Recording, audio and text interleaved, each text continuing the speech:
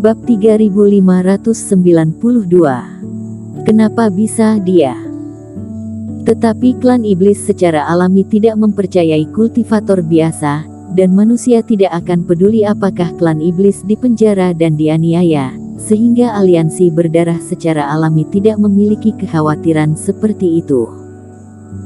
Penting juga bahwa pertempuran kultivator biasa membutuhkan banyak harta, yang juga cenderung meningkatkan ketidakstabilan.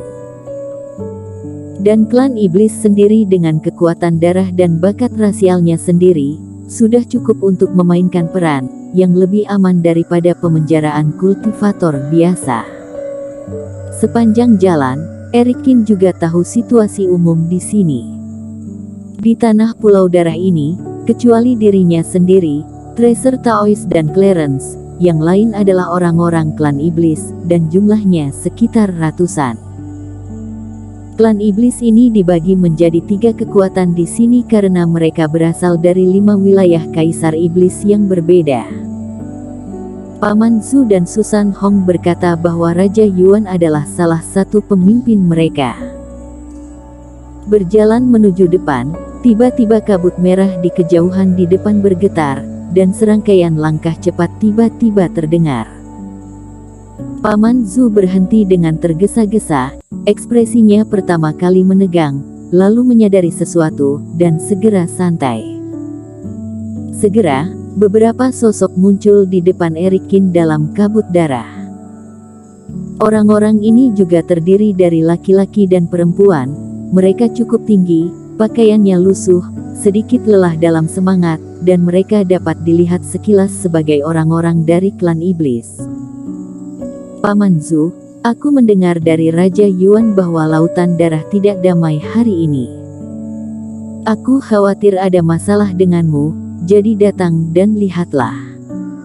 Dipimpin oleh seorang pria dengan tanduk di kepalanya, dia lega melihat Paman Zhu aman. Ini kultivator biasa. Belakangan, melihat Erikin di samping Paman Zhu dan ketiga orangnya, klan iblis dengan tanduk sedikit terkejut, sementara klan iblis lainnya terlihat sedikit tegang. Jangan khawatir, kita pernah bertemu dengan iblis darah sebelumnya. Melihat situasinya dalam bahaya, teman seiman yang menyelamatkan kita. Dia bukan berasal dari aliansi berdarah, tetapi terdampar di sini secara tidak sengaja. Setelah berpikir sebentar, Paman Zhu menjelaskan alasan mengapa Erikin muncul di sini. Jika tidak, akan terlalu aneh bagi manusia untuk berada di sini. Karena kesalahan. Pria tanduk sapi dan beberapa orang saling memandang. Bisakah tempat seperti ini terdampar secara tidak sengaja? Haha, siapa yang begitu menarik? Coba aku lihat, seorang kultivator biasa, yang bisa secara tidak sengaja datang ke sini, sebenarnya sama denganku. Beberapa orang sedang berbicara, dan kabut darah di kejauhan bergetar lagi. Dan sebelum muncul, suara itu keluar terlebih dahulu. Ini Tetua Yuan. Tetua Yuan ada di sini. Mendengar suara ini, Paman Zhu dan yang lainnya segera berbalik dan menatap si tua yang datang ke sini. Erikin juga melihat ke masa lalu, tubuh si tua pertama kali muncul dari kabut darah. Pria ini luar biasa tinggi dan sedikit lebih tinggi dari semua orang yang hadir. Nafas kultivasi juga jauh lebih tinggi dari Paman Zhu dan lainnya, dan secara mengesankan terlihat Master 2 kegagalan. Secara khusus, hal yang paling mencolok tentang pihak lain adalah bahwa di bawah bahu kanan, lengannya kosong, dan hanya ada satu lengan kiri yang terlihat. Apakah itu Raja Iblis berlengan satu? Erikin tiba-tiba menyadari sesuatu. Belakangan ini, di panggung berdarah, klan iblis paling populer adalah Raja Iblis berlengan satu. Bahkan jika Erikin hanya pergi ke panggung berdarah selama beberapa hari, dia mendengar seseorang menyebut dia lebih dari sekali. Akhirnya, ketika gumpalan kabut darah menyebar, wajah si tua itu akhirnya terungkap ke publik. Namun, Eric Kin bingung. Si tua memiliki rambut beruban dan wajah terlihat dewasa setelah mengalami banyak hal.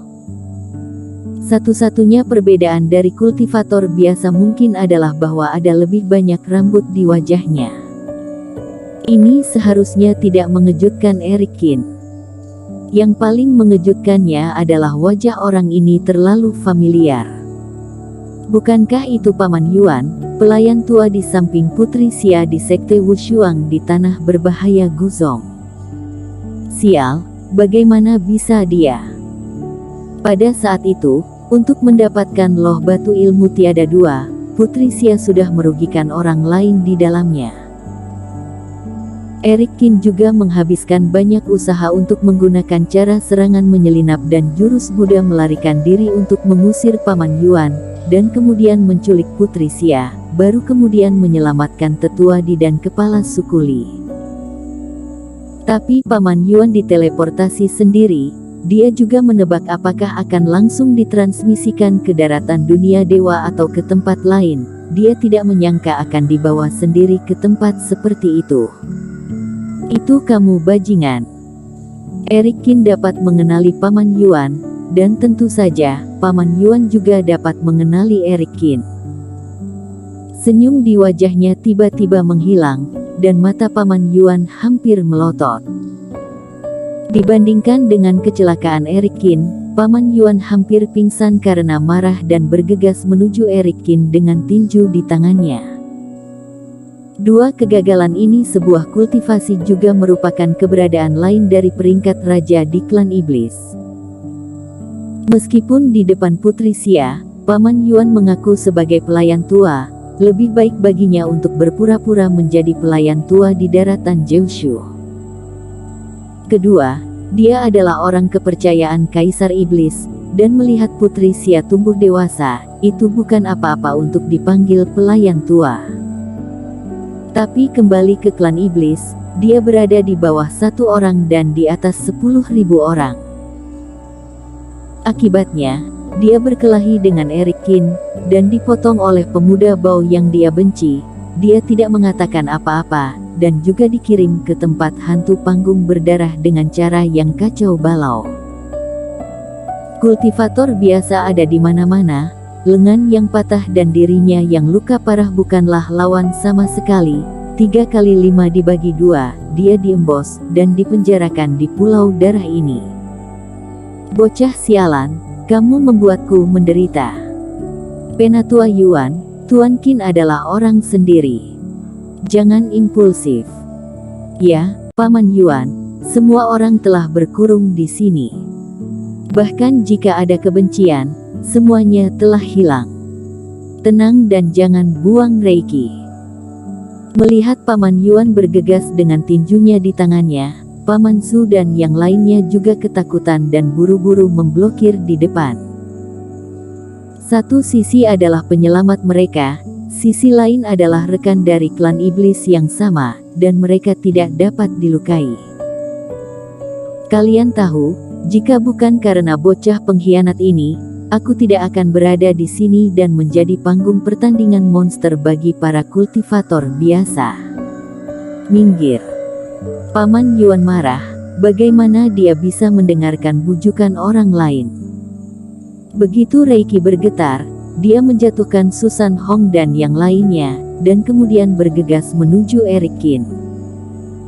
Namun, dengan satu pukulan, Eric Kin menginjak tanah dengan satu kaki, tetapi dia mengelak dengan cerdik.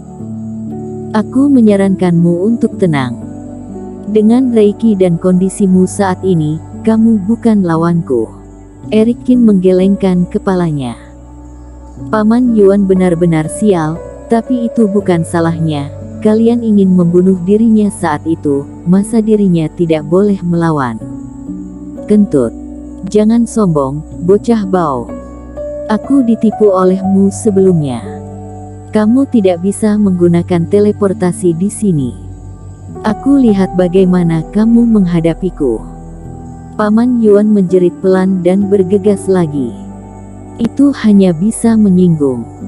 Eric Kin menggelengkan kepalanya dalam diam. Orang ini jelas terpana karena marah. Tidak peduli seberapa banyak dia menjelaskan, itu tidak berguna. Ini juga sederhana, bisa diselesaikan langsung dengan kekuatan. Bang. Menghadapi pukulan marah dari Paman Yuan, Erik Qin mengeluarkan pukulan yang sama. Kamu.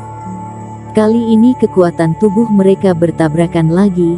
Pada pertarungan sebelumnya, Paman Yuan, yang jelas-jelas tidak diuntungkan, kali ini menatap lurus. Dia merasakan kekuatan yang kuat, menyerangnya di sepanjang lengannya, dan kekuatan Erik Qin bahkan membuatnya kewalahan. Bersambung.